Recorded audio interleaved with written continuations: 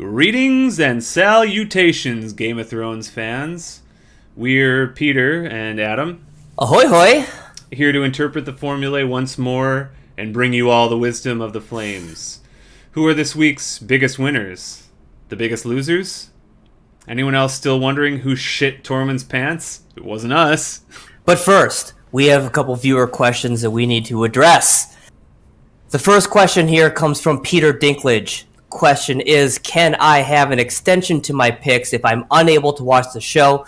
And the answer to that question is no. Unfortunately, we cannot make any exceptions. We'll have more on that a little bit later. Also, our second question this week, also from Peter Dinklage.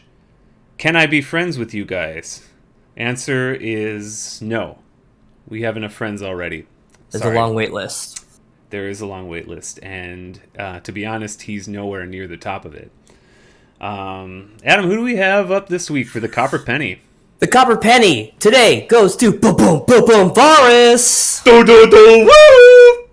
That's right. He finds out the truth of Jon's heritage, which I guess more and more people are finding out. But he's kind of on the front line. He's finding out. He's good with information, and it's kind of exciting to see what he does with it.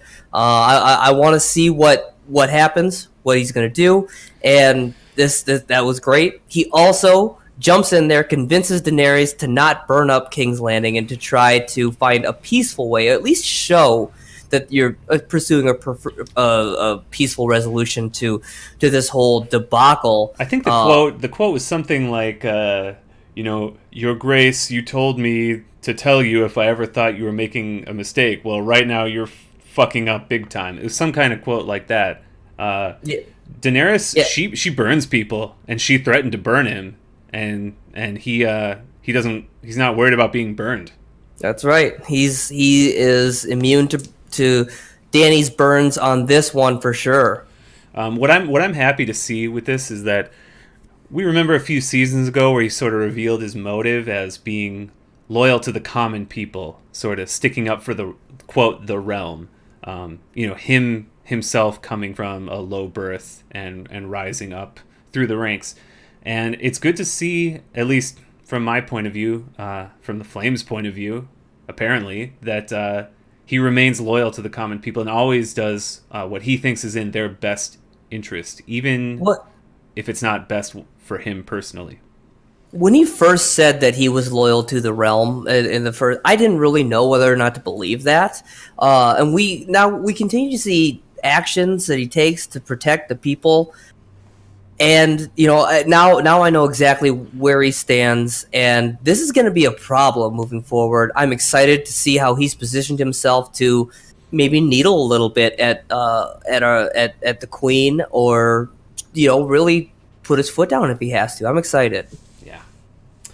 What do we have here for the Silver Stag this week? The Silver Stag this week is going to go to Cersei. Woo! That's right. Now, through everything through this season, we've seen 4 episodes, and if you compare where she started at the beginning of this episode of the season to where she is now, she has positioned herself better than any of us could have imagined. Somehow, through all of the battling, she's got an even army. She's got a baby, maybe more on that later. It's exciting. What I really like is sort of the imagery at the end of the episode. She is on top of the wall, and all of her enemies are below her, and she's basically puts the whole world below her cunt and says, "Suck it, bitches," and it looks like they're about to.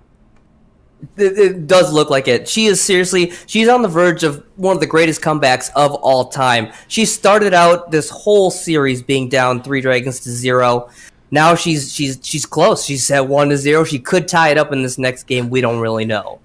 One popular fan theory is that Qyburn is going to resurrect the dragon who was killed last episode from the bottom of the ocean, giving her a water dragon, which would be the natural counter to Daenerys' fire dragon. That makes a lot of sense. And you could also think of it as like a kraken or something like that too. Euron's going to love it. Who they may get married. I don't really know. We don't know. I don't know. We're all relieved that Missandei is finally dead. Man, her attitude last episode still makes me cringe when I think about it. And she clearly got what she deserved. Yeah. And the going back to Euron, the baby plot, it's happening. We are in it. Qyburn backed her. He's like, "Is this true?" And Qyburn's like, gives the subtle nod, like, "Oh yes, she is very pregnant." It's. I actually have no clue if she's actually pregnant. Nobody knows, but she's wielding that baby to its fullest. Yeah. Honorable mention this week goes to her right-hand man, Euron, for killing a dragon and basically an entire fleet of ships in about 20 seconds. And we'll have more on that later. It was incredible. But first, we got to get to some nipples. We got some nipples here. We got a couple nipples. We got dual chamber nipple fire. Number 1 goes to Jon Snow, if that is your real name. Did you really have to spill the beans, man? I don't really know if you did. You spilled the beans. The cat's out of the bag. You can't put the cat back in the bag. The beans are everywhere. Not only that, you gave away your dog. Doesn't say goodbye. Doesn't pat him on the head. Doesn't give him a bone. Nothing. Just see ya. Peace. You'd think he'd at least pat him on the head and say, "Good boy," one last time, right? He doesn't even do that. It's like, is this guy totally devoid of all human emotion at this point? Maybe. I don't know. He's a zombie, right? He could be. Pet ownership is not a strong suit of anyone in this episode for sure, and Jon really just shows it. That's true. The other nipple rounding off the dual chamber fire is Bronn, who was in a great position at the start of this season, being made a knight and then a lord. He's got like 6 or 7 women slobbering over his dick at all times. And then this episode, he decides to extort his friends. Why does he do this? Now he'll have no allies when the war ends. He basically turned his 2 best friends in high places against him. And for what? I don't know. He could have just tried to have a friendly conversation with them to get more. But instead he held a crossbow to their heads, didn't fire it, and now they hate him. He's got a mark on his back. He continues to just be promised things and not get them, right? And why does he think that they're going to make good on this promise? I don't know. Tyrion and Jaime are in no position to be giving away Highgarden. I miss the days when he was just on a buddy cop action movie with Jaime, going down to Dorne, kicking some ass, and not asking too many questions. And I don't know. And the formulae agree, apparently. Oh. Which is going to bring us to our gold dragon. The gold dragon this week goes to Tyrion, which, as always, is going to win him an all-expenses-paid trip to Barbados, courtesy of Travelocity.com. They're not sponsoring us. We just want them to. It would be nice. Now, he is the best wingman we have ever seen. They play his drinking game, which he invented, I'm pretty sure, just to hook Jaime up with women. I don't know how much success he had in that in the past, but it worked. And a little liquid courage wasn't enough for Jaime. He needed Tyrion's help. Gets that all set together, and then he finds out the truth of Jon's ancestry. The cat's out of the bag and right into his lap. Yeah, and he did it without even needing Ancestry.com. Did not need Ancestry.com. No, which is, I don't know. I couldn't have done that. Really impressive move. He holds to his guns against Varys and continues to back Daenerys when presented with the easy way out. Let's just be treason against Daenerys. He says, but no, she is good, and I believe in her, and I will stand by her. That's what he says. I do really like how much time is spent with him anguishing over this, though. You can tell it's challenging for him. You get to see a lot of development as far as who Tyrion is, what he believes in, and it really comes to a head at the end of the episode. Yeah, I think a lot of us, we feel like last episode, all these characters risked their lives in the battle for Winterfell. And we can see sort of their courage. And then in this episode, there's no great battle. Tyrion still finds a way to risk his life when he parlays with Cersei directly, despite knowing that she's not only does she have about, 600 archers pointed, knock loose and drawed right at him, but also 10 dragon-slaying ballistas that could easily be aimed at him.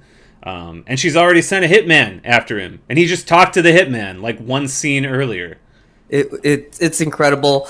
He stares her down and comes out on top, kind of. Yeah, I mean, he was still below, but basically we call that topping from the bottom in the in the BDSM community. Okay, power bottom. Yep. Oh, Let's a few closing words here. Let's check in with yeah. the leaderboard. We got big ups to Joe this week for his victory with 21 points, highest on the week. Nice Tyrion pick there. But Cutris still leads the field overall with 89 points, though he's followed closely by the Breaker of Marks. So, if we are as always open to feedback and questions. If you would like to send us a question, all you have to do is wake up at dawn, gather 44 wildflowers from your nearest meadow, arrange these flowers into a cross, and ask them a question. Bake at 350 degrees for 20 minutes, flipping once halfway through. Next, feed the flowers to your neighborhood billy goat, paying close attention to the sounds he makes while chewing. The answer to your question will be made clear to you from the potion you make from the goat's next urine and excrement. Boy, that sounds pretty easy. I went into a trance there. No, it's I don't know how I would receive any information from our listeners if not for these trances. Yeah, they're very good trances. These are great. Another great episode. Looking forward to next week. We got 2 more to go, so don't go anywhere. As always, don't forget to watch the next episode. But boy, I'm real excited to see what happens in these last 2 episodes. Literally anything can happen. Anything can happen. Pick any player. I bet you they get some points. Any of them. Yeah. Starbucks Cup. Who knows? Starbucks Cup. It's out there. Although maybe it's not out there anymore. I heard it may have gotten erased from our memories. I heard a theory that it's the first indication that this is some kind of weird time travel future world invasion plot. Yeah, So, the spin-off is going to be in modern times. Yeah. In Mexico. Anyway, I'm Peter. And I'm Adam. Thanks. And thanks again for listening.